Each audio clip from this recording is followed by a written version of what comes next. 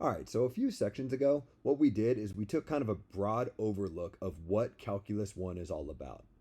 And my claim at that point is that really we're only going to be studying a single topic, this topic called the derivative. A hugely important topic, a really deep topic, a super interesting topic, the focus of our class. And the way I tried to make the derivative make sense for you is by using the adjective steepness. Informally, what a derivative is a measure of how steep a curve is. And you're like, what do you mean steepness? You mean like the slope? Well, kind of, except the word slope is defined only for straight lines, whereas we want to talk about curves. So it's the curved analog of slope, if you want.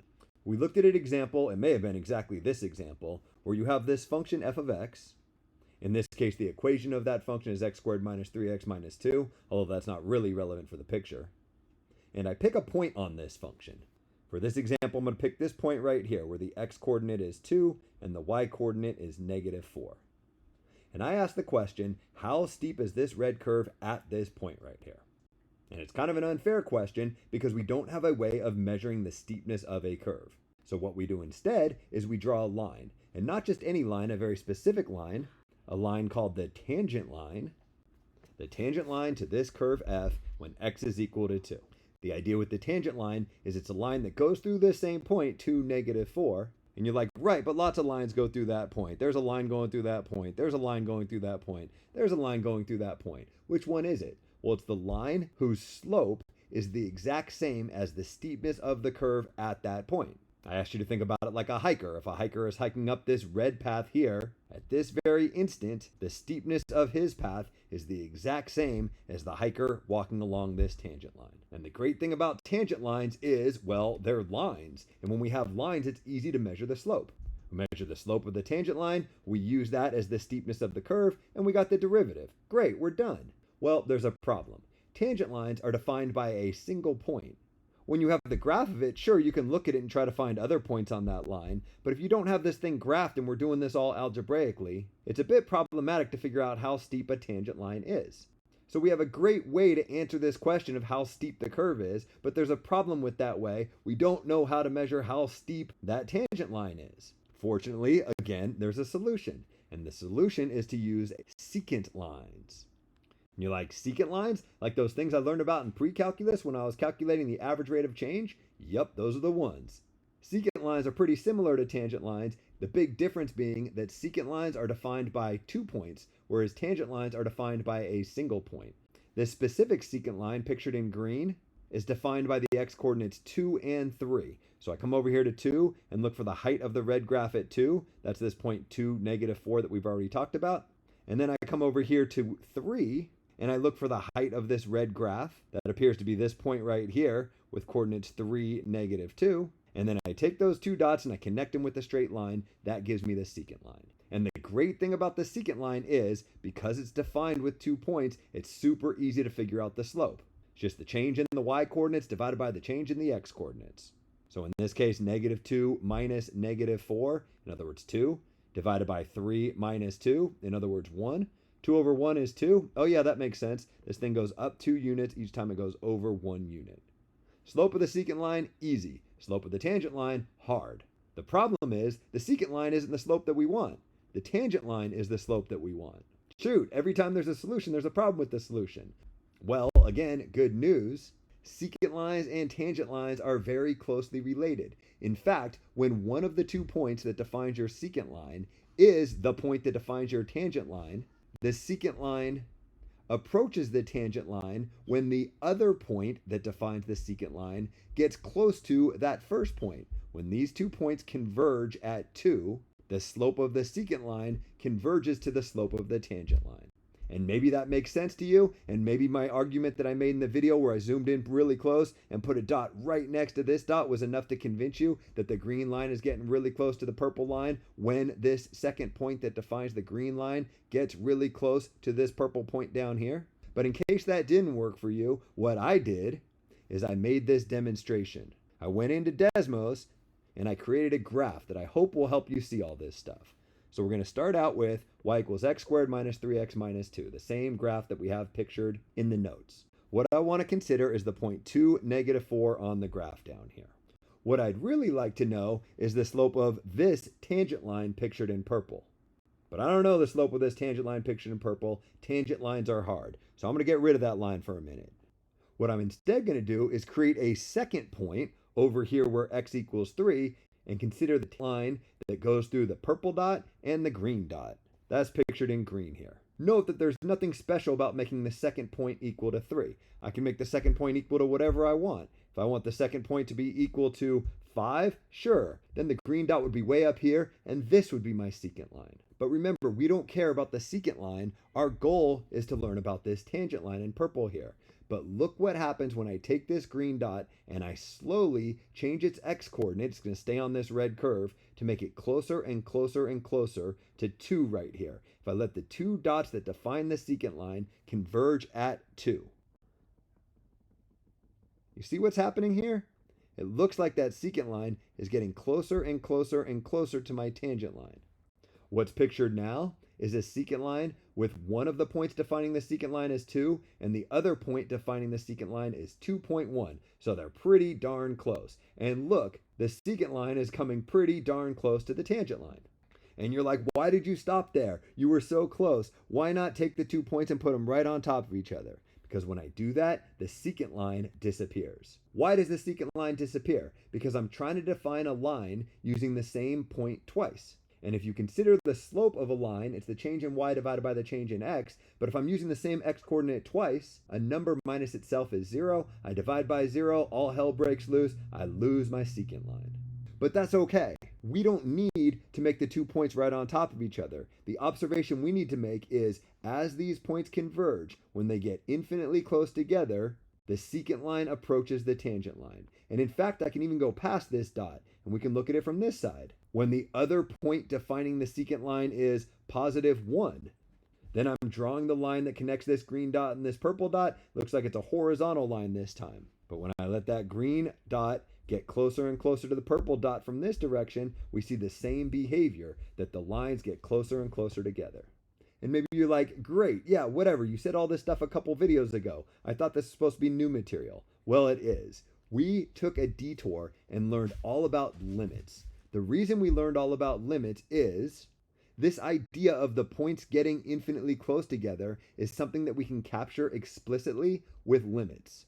Recall that the slope of the secant line from x equals 2 to x equals 2 plus h, whatever that means, can be written as this expression that you see right here. Wait, where's that coming from? The slope is the difference in the y coordinates divided by the difference in the x coordinates.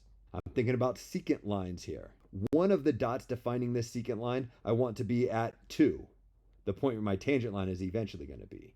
The other point defining my secant line, I want to have an x coordinate of 2 plus h. I don't want to fix this second point at like 3 or 4 or 5 or something like that. I want to leave it as a variable so that I can change h to make this second point get closer and closer to this first point. If x1 is 2 and x2 is 2 plus h, and I plug into this formula, I get 2 plus h minus 2 down in the denominator. And to get y2 and y1, all I got to do is take these x values and plug them into my function f of x. So I get f of whatever x2 is equal to, looks like it's 2 plus h, minus f of whatever x1 is equal to, in this case 2. 2 plus h minus 2 is the same as just h. This slope formula produces this expression right here.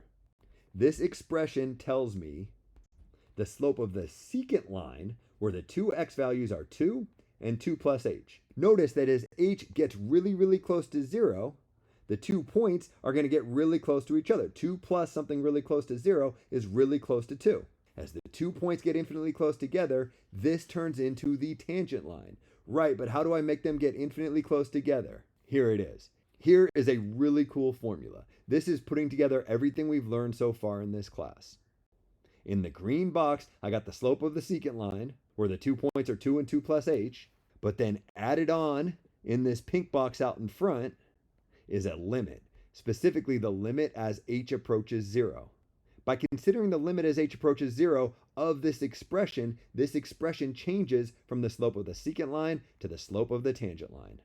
If we just start with the green box, we have the slope of the secant line. When we tack on the stuff in pink, we have the slope of the tangent line. This huge expression right here is f prime of 2. What f prime of 2 is the derivative of this function f measured at 2. The steepness of this function f when x is equal to 2. This is what we're looking for. This is the derivative. Maybe you're not as excited as I am, but this is a huge realization. And the great thing about this formula is we know everything we need to know to evaluate this formula. Remember, our function f of x is x squared minus 3x minus 2. What I want is the limit as h approaches 0 of f of 2 plus h, copy exactly what you see right here, changing all the x's into 2 plus h's. So I'd get 2 plus h squared minus 3 times 2 plus h minus 2. And then from that, I want to subtract f of 2.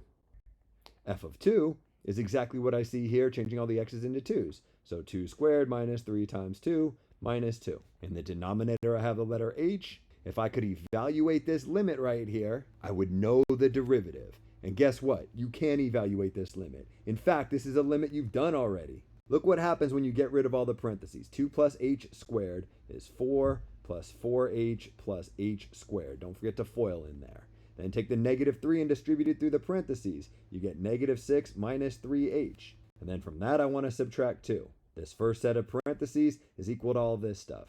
From that, I want to subtract whatever this is equal to. 2 squared is 4. Minus 6 gives me negative 2. Minus 2 more gives me negative 4. I want to subtract negative 4. In other words, I want to add 4. I'm dividing that entire thing by h. And don't forget, like I just did, that out in front, it should say the limit as h approaches 0. Okay, limits. Let's see. I kind of remember how those work. I try to just change all the h's into zeros and see what happens. If I change all the h's into zeros, this is gone, this is gone, this is gone, this is gone. I got 4 minus 6 minus 2 plus 4. Oh, shoot, that sounds like 0. And if h is 0, the bottom's 0. If I just change all the h's into zeros, I'd get 0 over 0, which is undefined. This expression as a function is undefined at h equals 0. In fact, we have a removable discontinuity at h equals 0. But that's okay. We can still evaluate the limit. What we do is we simplify this to the point where the h in the denominator cancels out. Let's collect like terms. 4 minus 6 minus 2 plus 4 is 0. So all those constants go away. I'm left with 4h minus 3h, in other words, h, plus h squared. And down in the denominator, I'm left with just an h. And importantly this time, I write the limit as h approaches 0 here. Oh, nice. That cleaned up really well. Can I go any further? Yeah, absolutely. You got an h in each of the terms up in the numerator, so you could factor out an h from the numerator and cancel it with this h in the denominator. This limit is equal to the limit as h approaches 0 of 1 plus h. Think about it as h over h gives you the 1, and h squared over h gives you this h. Be careful here. The expression in the red box is not the same as the expression in the green box. They're almost the same. When h is equal to 3, you get the same value here and here. When h is equal to 10, you get the same value here and here. You get the same value in red and green for any value of h except for 1. Except when h is equal to 0. Because when h is equal to 0, this thing is undefined. But when h is equal to 0, this thing is 1. These expressions are different, but it's okay to put this equal sign here because the limits are the same. The reason the limits are the same is because all we're doing from this line to this line is filling in that removable discontinuity at 0. This as a function is continuous at 0, so evaluating its limit is super easy. All I gotta do is change all the h's into zeros. I get 1 plus 0, in other words 1. This limit is equal to 1, and since this limit equals this limit, which equals all of these limits, f prime of 2 is equal to 1. The slope of the tangent line to this curve when x equals 2 is equal to 1. This tangent line has a slope of exactly 1. We just figured that out algebraically. The verbiage for what we just did is we evaluated the limit of a difference quotient. This thing in green is called a difference quotient, and we're evaluating this limit of it to figure out the slope of the tangent line to this function at this point. It's kind of a mouthful. If you wanted a more concise way to say this, you could just say f of x equals x squared minus 3x minus 2, and you could ask somebody to evaluate f prime of 2. It's the exact same thing. What this symbol means is exactly this text here. F prime of 2 using this formula is a limit of this difference quotient, which we figured out is equal to 1. And the great thing about all of this is none of this is specific to this function. This works for any function f and any point on that function that I want. This formula will be so important. If you want to write it a little bit more generally so that you can figure out the slope at any point, not just when x equals 2, it's right here. F prime of x for any x is just the limit as h approaches 0 of f of x plus h minus f of x divided by h. Think x is the point on the curve that you're interested in knowing the tangent line at, and h is this kind of made up variable so that we can have two different x values and calculate the slope of the secant line between those two different x values. And you're like, wait, secant line? I thought it was tangent line. Right, that's where limit comes into play. This sort of made up variable h, we consider the limit as h approaches 0 to get those 2 points infinitely close to change the secant line into a tangent line. It's really kind of beautiful how it all works, and whoever thought of this stuff is absolutely brilliant. And it might seem like I'm giving you a big punchline right here, but we're just scratching the surface of where we're going to go with derivatives. In the next video, we'll do a bunch of examples, and then we'll get deeper into this stuff, which is just going to get crazier and crazier as we go.